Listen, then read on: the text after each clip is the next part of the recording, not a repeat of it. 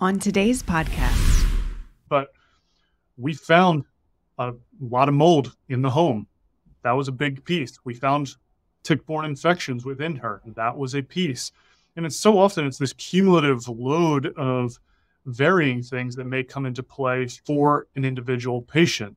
If you're a healthcare provider tired of just treating symptoms and ready to dig deeper into the root causes of health issues, the Vibrant Wellness Podcast is for you.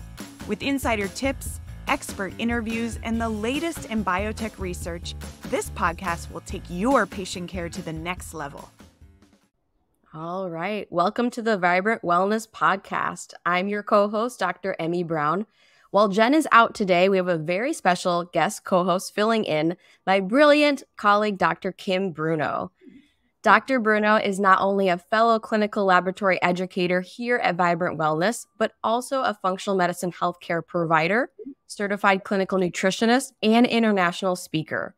She continues her postgraduate education through the Institute for Functional Medicine, Clinical Nutrition Certification Board, and Lyme Master courses.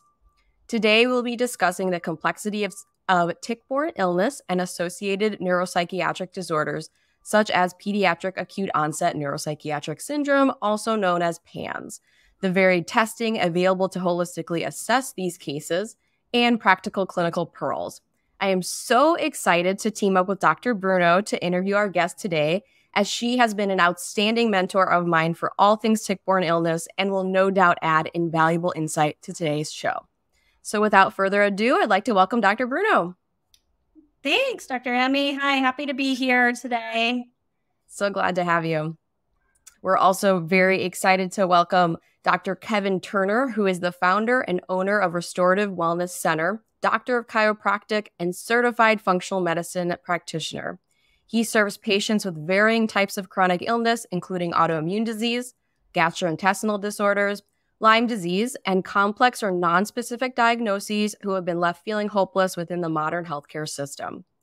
Featuring specific individualized assessments and treatment plans, Dr. Kevin brings affordable, conservative, state-of-the-art care back to the community. Thank you for being here, Dr. Turner. We're so happy to welcome you to the podcast today. How you doing? Doing well. Thanks so much for having me. Of course.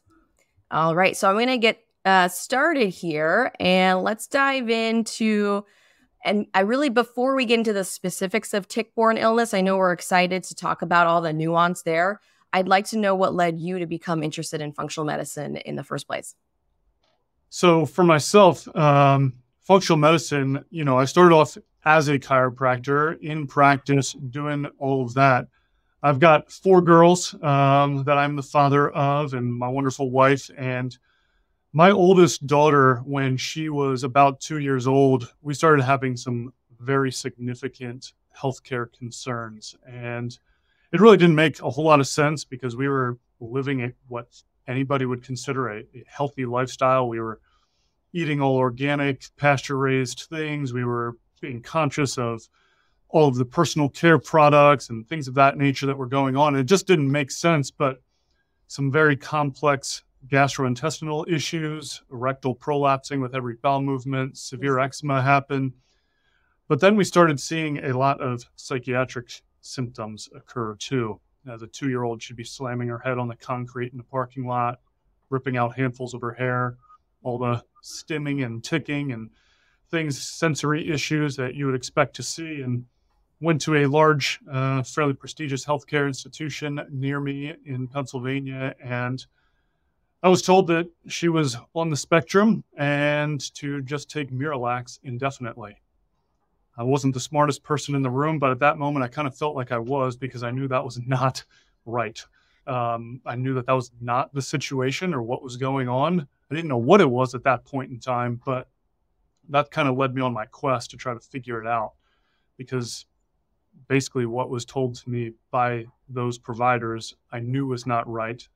And if that was, quote, just the way it was, like I was told, I was going to go to my grave knowing that's just the way it was. And by God's grace, she's in an amazing spot today.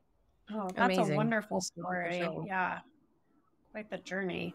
So as far as Lyme, within that journey of functional medicine for you, did you seek out treating Lyme, or is that something that just through your work of looking for root cause kind of fell into your lap within your own practice? Well, I mean, for me, Lyme, I live in southeastern Pennsylvania. I was born and raised here and grew up in this whole area and came back to it. And everybody on every street corner pretty much has a tick-borne infection of some kind because it's such a problem through this region, obviously, and around the country. And as I was getting into things, and initially in practice as chiropractic, people come in with musculoskeletal complaints, obviously, and headaches, things of that nature. Certainly not all of them resolved, but I wasn't treating Lyme at that point in time. However, as I was going on this journey with my daughter, we did find that tick-borne infections was one of the components that had ultimately led to her PANDAS-related diagnoses, clinical diagnoses that way. And so understanding Lyme, understanding tick-borne infections as a whole became a critical part of things for not only helping my family, but then once you start looking at it and understanding how it presents, it's everywhere, obviously. I find that to be true a lot, that providers don't necessarily seek out, like, we don't necessarily go to school and say, I'm going to treat Lyme disease, right? It's such a niche treatment as far as not a specialty, is controversial, all of those things. And so we don't necessarily go forward thinking we're going to treat it. But then very often as providers, we get thrown into the deep end through a family member, through a specific patient, through some reason or not. And I always say that I was like thrown into the deep end, like kicking and screaming, because I just didn't even want to go there. But sometimes you just need to. So yeah, when you find that, and then you live in a hotbed, you live in such an endemic area, it's got to be on your differentials for any time a patient comes in, because it can be presenting in so many different ways. For sure. I mean, obviously, it's kind of this great mimicker of so many different disease processes and other diagnoses. And so when you start looking for it, and,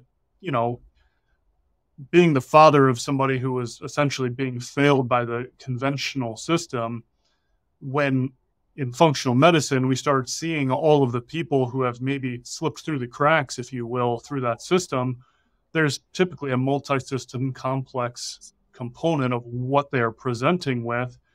And so often a tick-borne thing will hop onto your differential, as you just said. Yeah. And we talk about it being so complex. So I'm wondering, Dr. Turner, what are some of the most common misconceptions surrounding tick-borne illness that you'd like to address?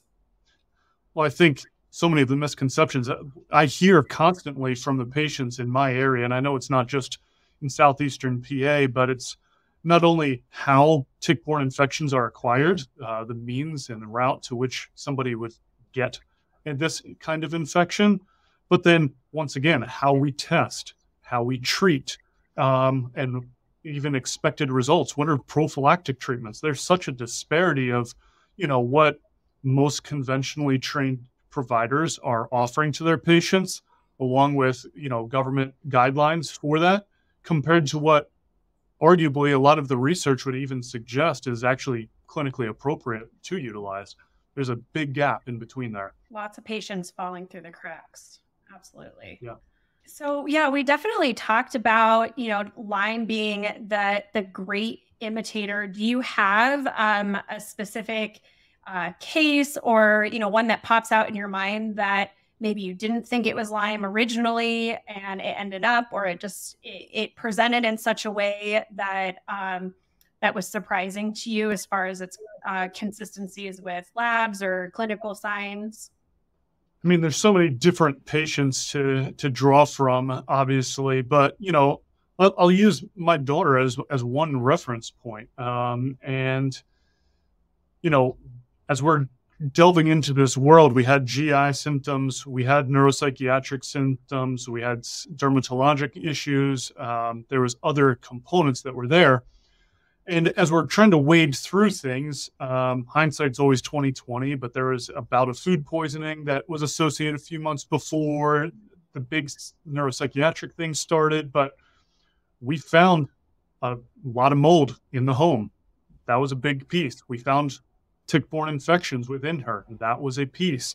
And it's so often it's this cumulative load of varying things that may come into play for an individual patient. You know, and then you have some of the other symptoms that you would expect.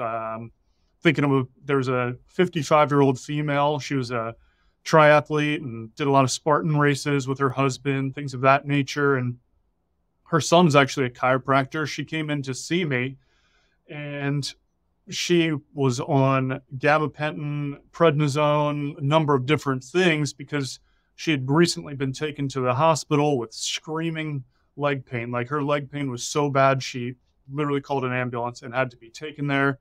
She was getting tons of migraines, other, you know, symptoms that way that we would expect with Lyme. And, you know, her Tickborne Complete that we ended up running through Vibrant, it lit up like a Christmas tree for Borrelia, Babesia, Bartonella, Anaplasma, Toxo. It had everything on it.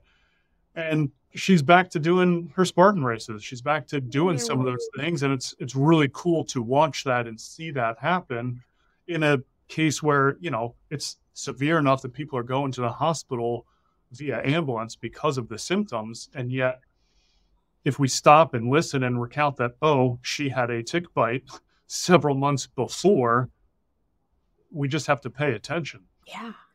And the ER sent her home with symptom support, essentially. Sure. Gabapentin and prednisone. Why not? The diagnosis, right? Like paresthesia, some kind of itis, I imagine. Arthritis. It's fine. Right. I wonder how long she stuck with that regimen before she found you. Did she elaborate on that? Curious.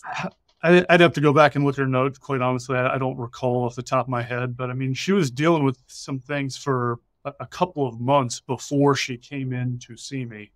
And I mean, she drove an hour to come and see me due to referrals. And that's kind of the nature of the beast, that in this area, at least, people drive distances to try to get answers.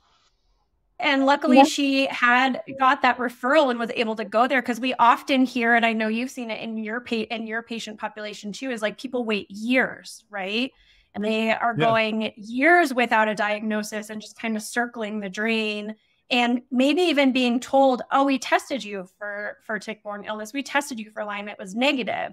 But that really shouldn't, like, the door shouldn't end there.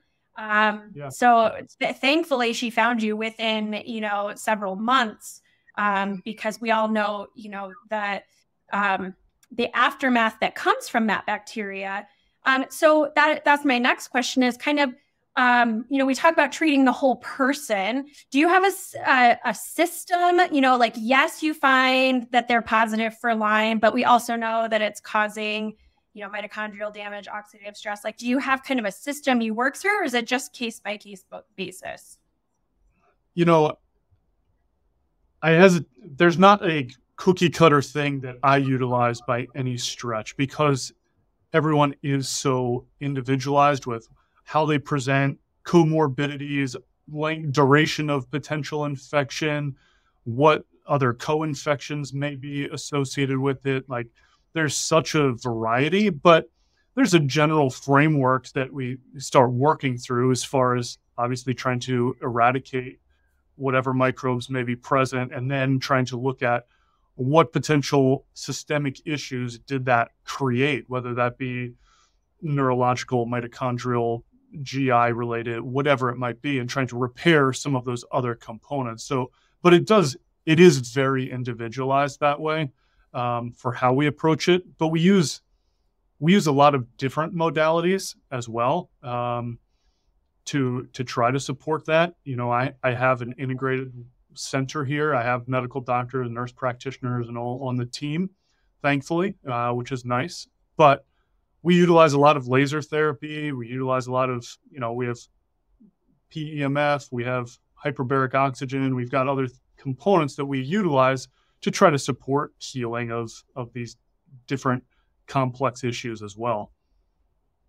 Yeah. And you're talking about the therapies and how comprehensive those can be. And that just brings to mind compliance. So I'm going to zoom out for a moment, Dr. Turner, and then I really want to dive into the specifics of testing and PANDAS. So we'll get there. But do you screen your patients to make sure they'll be a good fit for your practice? I'm curious, just because from a functional medicine perspective, that seems to be catching on a little bit more to make sure, well, is this patient a good fit or maybe not? What do you think about that? Yeah, I mean, I think every office obviously has their different intake protocols, but my front desk staff, we don't have a lot of turnover at all. Like, thankfully, my manager, for example, has been with me since my first day in practice, and a lot of the other front desk staff has been with me, for years now. And success. They do an incredible job of even having an initial, like, this person's going to be a good fit or not. But then obviously with the intake form, it's because we've done a lot of training with them as well, but the intake form we use is a long 25-page document roughly. And so we always ask for that early before the appointment, and I'm looking through that. And if something really jumps off from that of like, hey, this is not going to be a good fit seemingly from that, might be that I have them reach out again, or we have another conversation to say, not sure if this is the appropriate first step or not. But we also do a good job of then trying to discern, does this need to go more of the quote medical route first versus the functional route, and trying to figure out what is the appropriate sequencing of things for what the person seems to be presenting with, or what they've been told by one of their other ologists that they may have seen before ending up calling into the office. Yeah, good point.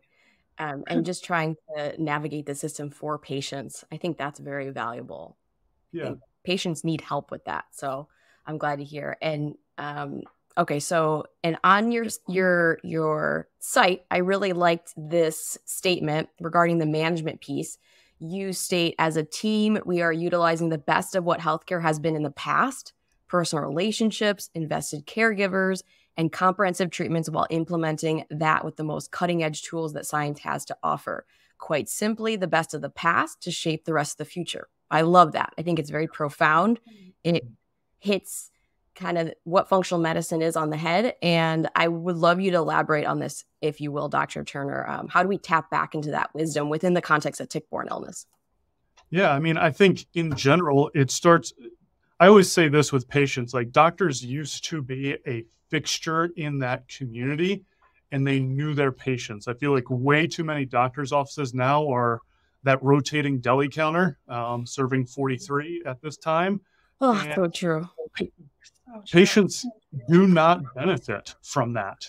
They're lost in a system where no doctors communicate, and they're being shuffled from one specialist to another specialist, and nobody's stopping to actually take the time to listen and have the conversations that are needed, where we are diving deep, asking the hard questions, and, well, like I said, investing the time to actually understand what is going on, looking at the person as a whole, because every one of us through our training learned early on all of these systems work together. It's not in isolation. It's not something that just functions by itself. The immune system interacts with the GI system. The GI system interacts with the neurological system, and all vice versa. Everything is tied together. And when we start dissociating a person and dissecting a person via our quote healthcare model, we start losing people big time. And so the best things of the past were we spent time, we had relationships, we knew and had the ability to listen and ask questions and think critically about it. We weren't relying on, apps or EMR systems to basically tell us what to do next for the person. The provider had to think, right? And these are, this might ruffle some feathers. No up to date. But it's the reality. That was a beautiful thing about the past, of how doctors used to be. I know where my patients go on vacation. I know what's wrong with their dog and what is stressing them out about them, because we have those relationships. Whereas, we're also then trying to pull in what is the best testing available to assess what's going on. What has the research shown to be the most clinically effective tool for treating or supporting specific things right now, because we have to be able to offer that too, because we know that science and technology have advanced, and that has been able to offer profound results for patients in a far faster and efficacious means. So best of the past, best of the future, trying to pull that all together and doing the best we can with that. I love that. That is wonderful. And I like the idea of, if you spend the time with the history and listening and asking the right questions, then it's easier to choose the right labs. And when you get the lab results back, it's almost confirming what you have already thought rather than you finding the answer. It's like you've already really formulated in your brain, oh, I think it's tick-borne, or I think mold is an issue based on the history. And now I'm going to confirm utilizing the most up-to-date information I have and be able to kind of go from there. So do you have, like, what are your favorite tests, or maybe some of your strategies and how you pick the specific labs that you do to really trace back the root causes of the patient's symptoms? So to answer your question on that, and to kind of pair on to what you were just saying there, when you have the right questions, by the end of that, you're probably 95% of your way to, like, I know what's going on with the person. I just need to confirm, like you said, with that. And so I see a lot of people with PANDAS, okay? And I tell people this, and I say this exact phrase: at some point, this is going to bite me in the butt. But every time I've ordered a NeuroZoomer Plus, it has come back with significant findings that make sense, and it's confirmed. Sometime I'm going to get one back that's negative, and I'll have to apologize to the parent or whoever. But I only order it to confirm what I already kind of know, and it's now just being able to help influence what the actual treatment or support might be that is being given. But I utilize the NeuroZoomer Plus a lot because I see a lot of kids and I see a lot of autoimmune and neuropsychiatric cases coming through. I utilize the Tickborne Complete a lot as well. It's my go-to test when it comes to Lyme and tick-borne infections, because it, offers such a comprehensive array when it comes to the co-infections that, LabCorp or Quest, no offense to them, but we're missing so much for so many reasons, with not only the sensitivity issues of some of the tests, but the ability to assess for co-infections, let alone other Borrelia species that are super problematic through my area as well.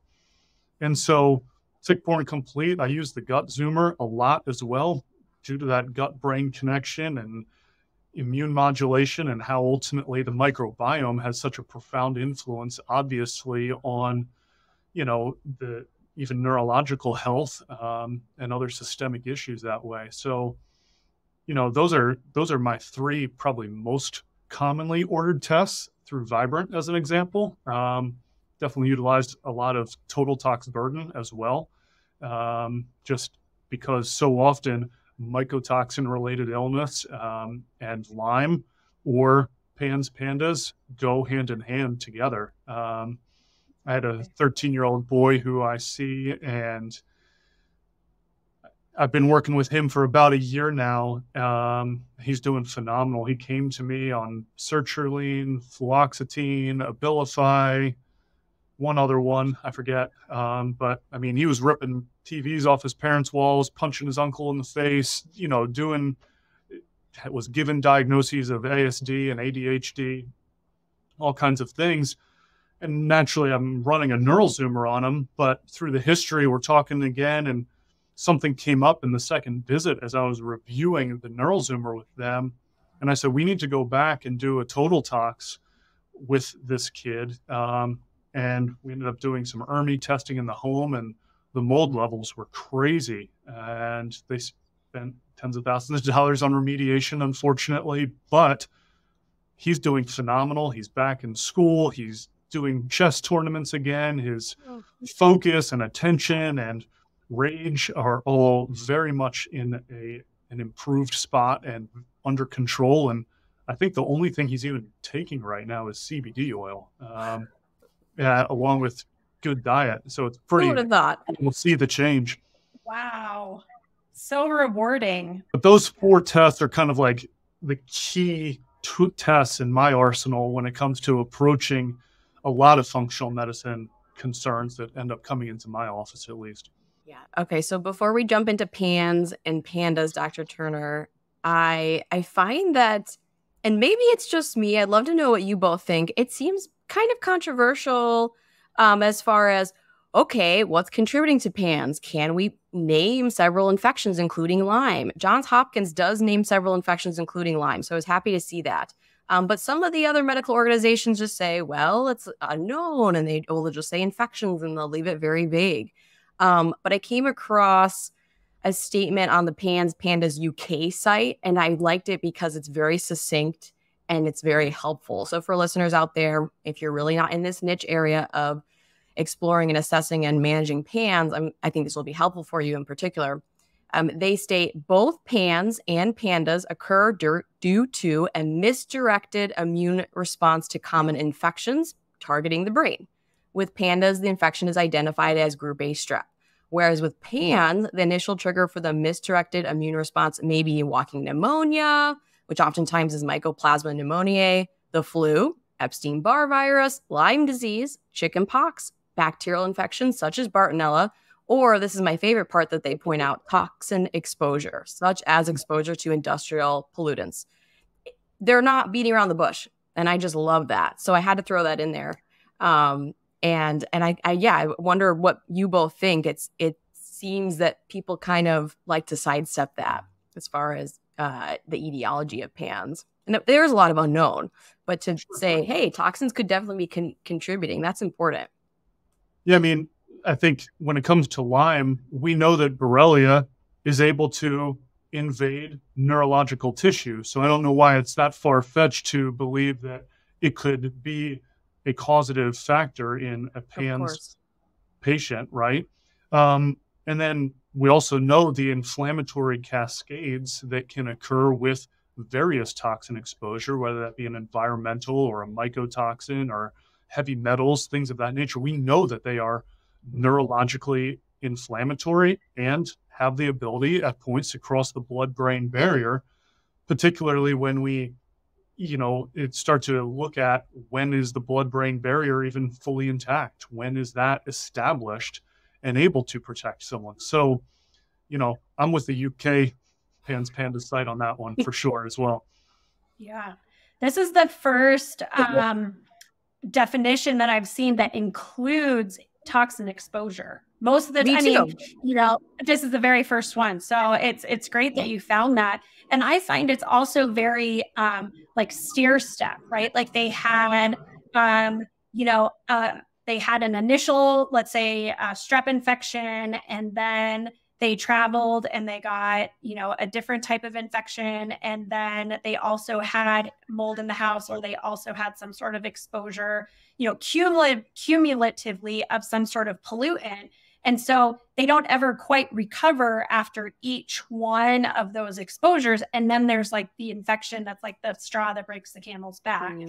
Perfect storm. And, it's all about unpeeling the layers to get to, because it could be multifactorial. It could be the industrial pollutants and the Mycoplasma pneumoniae and maybe a strep infection that got us to that situation as well.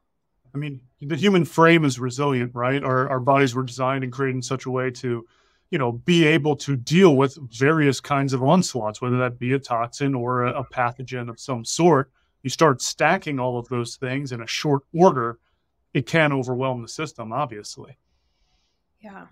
And then you do that in a kiddo whose blood-brain barrier is not intact, or, their gut is compromised because they eat the standard American diet. And, we can see that sequela happening quite quickly. Sure. Let alone the consumption of all of the various neurotoxins that may be in the quote food that they're consuming. Right. Right. So, Dr. Turner, I know you mentioned you see a lot of pediatric patients with PANS. Do you, how often are you seeing or suspecting adults with a PANS type presentation? I know we can't call it PANS because it's not pediatric, but, that autoimmune encephalopathy secondary to an infectious disease, a toxin, something of that nature. Would you say it's at the same rate, or maybe they just had it when they were younger and they're just now getting diagnosed at an older age? I think in some ways it's a little bit hard to say with a degree of certainty, just because this is such a new area. Like, I'll give an example. Like, when my daughter got sick back in 2011, 2012, there wasn't a lot of people who were talking too much about PANDAS at that point in time that I'm aware of, because I never came across anything, that's for sure. But I certainly run, for example, the NeuroZoomer Plus on adults who have various cognitive decline, things that are seemingly definitely neurologically based or cognitively based symptoms that are not normal, should not be there whatsoever, and where we also have history of significant infections, recurrent infections, tick-borne infections, mold, things of that nature. I will frequently run a NeuroZoomer, and we will find autoimmune encephalopathies, evidence for that on those tests on a routine basis. So I think, when we look at a test like that, if somebody is if they're 54 years old and they can't remember what they had for breakfast 2 days before, or, are really starting to have name and memory and face recall issues, or, other even movement disorders where they're getting clumsier and you're seeing other neurological signs, I don't think it's out of place whatsoever to start considering, is there some degree of autoimmune reactivity to neurological tissue that could be a contributing factor here? Yeah, and often we'll see that same type of presentation, those same autoimmune and inflammatory markers that we would see in a PANDAS presentation or a PANS presentation in adults. So it doesn't differentiate by age. The process is the same. I think we just don't have, I always just tell my patients, it's a PANS-like presentation in an adult, right? Because we just don't even have a classification for it at this point, other than maybe that autoimmune encephalopathy. Yeah, and I will I will say PANDAS UK, they were so bold as to say PANS can occur in any age, but it's like what you're saying, Dr. Bruno, we don't have a name for it. It's an autoimmune encephalopathy, PANS-like, but the pediatric, we have that P there. I think we as a medical community need to come up with something else and recognize whether this is persistent from childhood or it's new onset as an adult. Something's going on there. So I just want to throw that out there. And you also mentioned, Dr. Turner, that this conversation of PANS is fairly new. And I'll be honest, no shame, I don't remember a lecture in naturopathic medical school on PANS or PANDAS. I mean, it might have been mentioned. It was kind of, we were aware peripherally, what is this kind of niche type curious thing where kids start to act up and there's behavioral issues and, that sounds odd. And, that's complicated. It's not in my curriculum. I'm too busy. I'm not going to look into it. Then we're just faced with it in clinical practice, and we have to. So we can't put the blinders on anymore. So learning is forever and it's ongoing. And I think that's what makes a really good practitioner. So I'm wondering, what tips can you provide to practitioners, Dr. Turner, who want to know how to properly assess and treat autoimmune encephalopathy, such as PANS? Any specific resources, books, or training courses you recommend? Do you have any training courses that you put together? Maybe you should.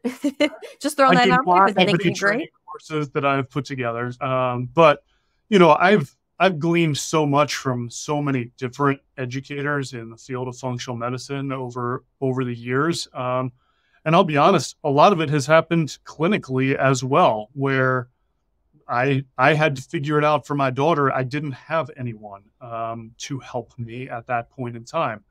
I can say with confidence, chiropractic school, when I went, we didn't have a lecture on it. I know that, and I don't think I slept into that one. It was not there.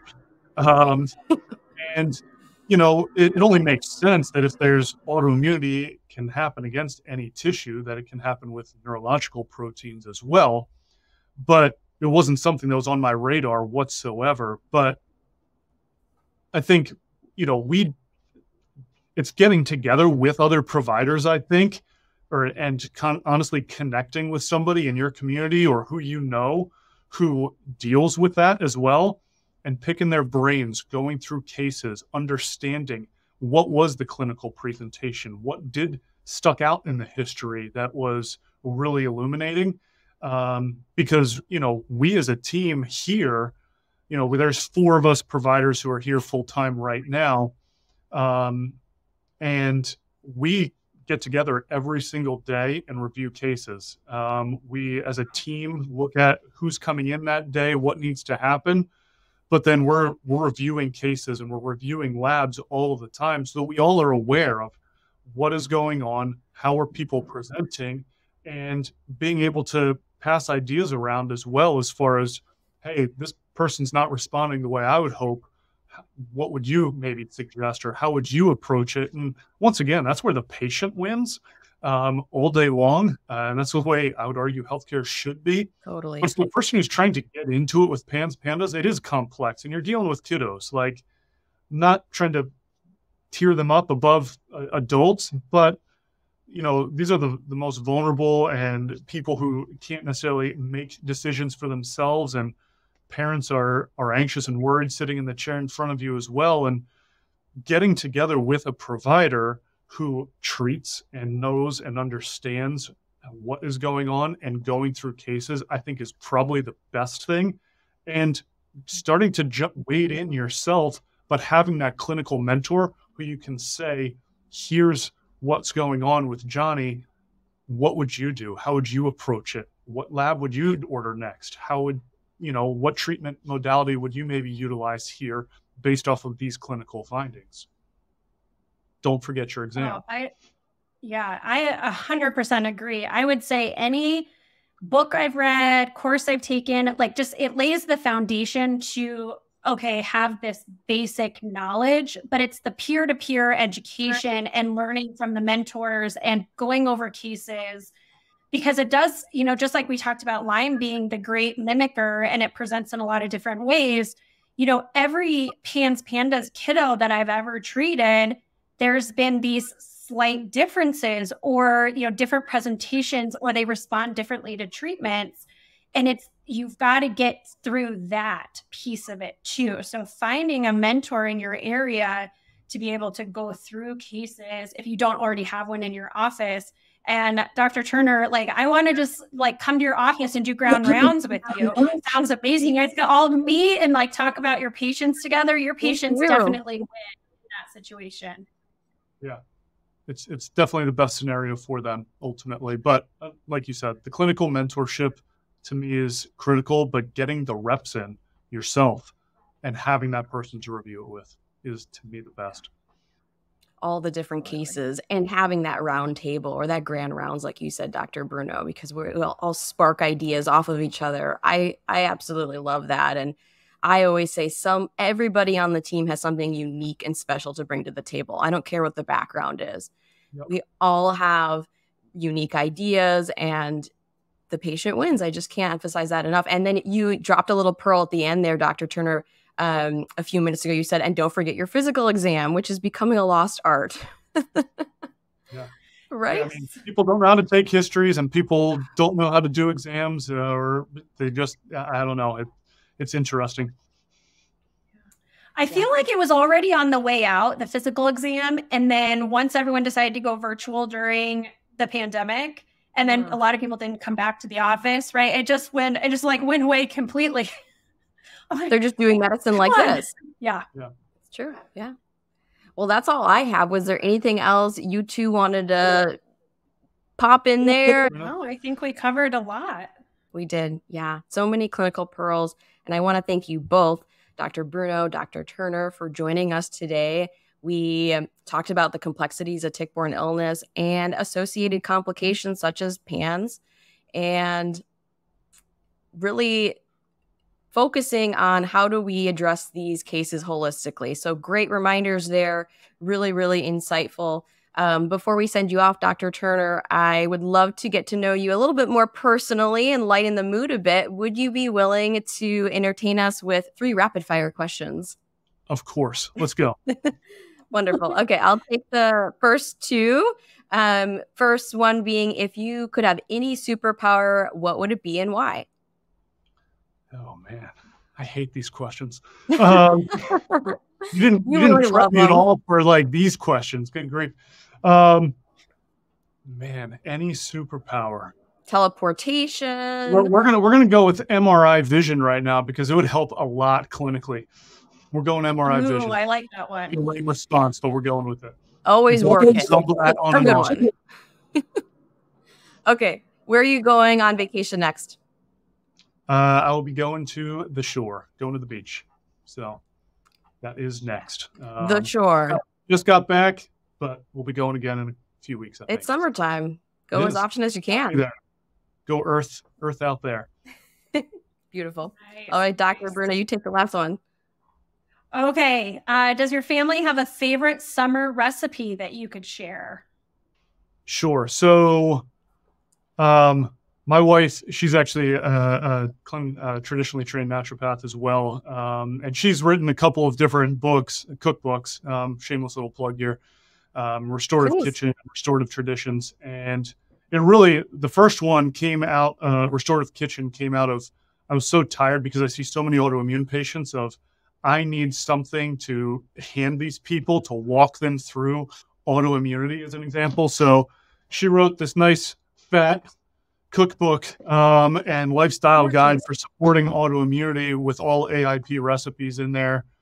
Wrote it, photographed it. She did an amazing job with that. And then she wrote up a follow-on, Restorative Traditions. It's not AIP, but it's still paleo.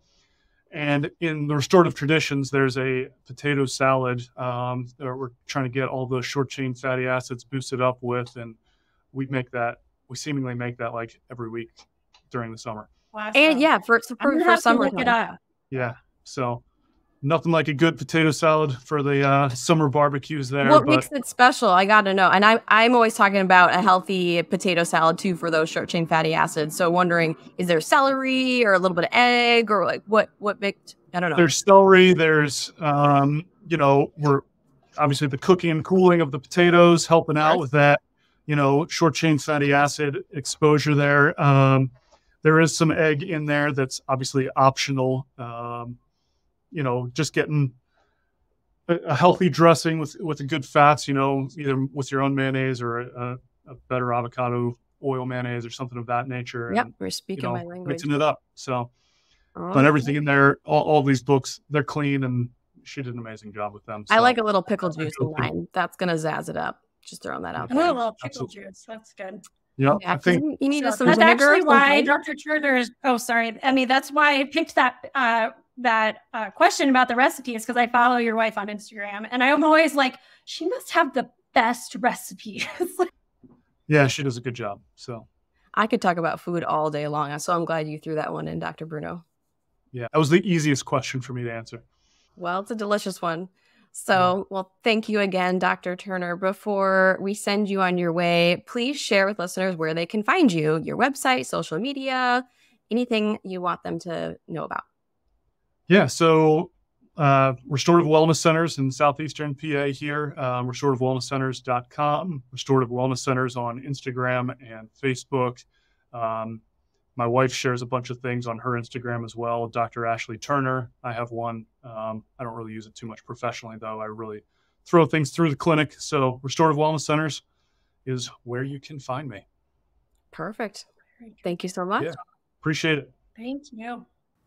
Thank you so much for being here today. Don't forget to leave us a review and subscribe so we can continue to pay it forward together. And remember, the key to longevity is knowledge. Keep learning, growing, and tuning in to the Vibrant Wellness podcast to discover the latest insights and strategies for optimal health. Join us again next week.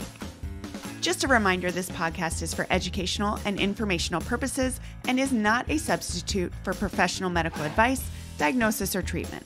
The views expressed by guest and host are their own and do not necessarily reflect the official policy of Vibrant Wellness. As always, consult your healthcare provider before applying any recommendations that you heard here today.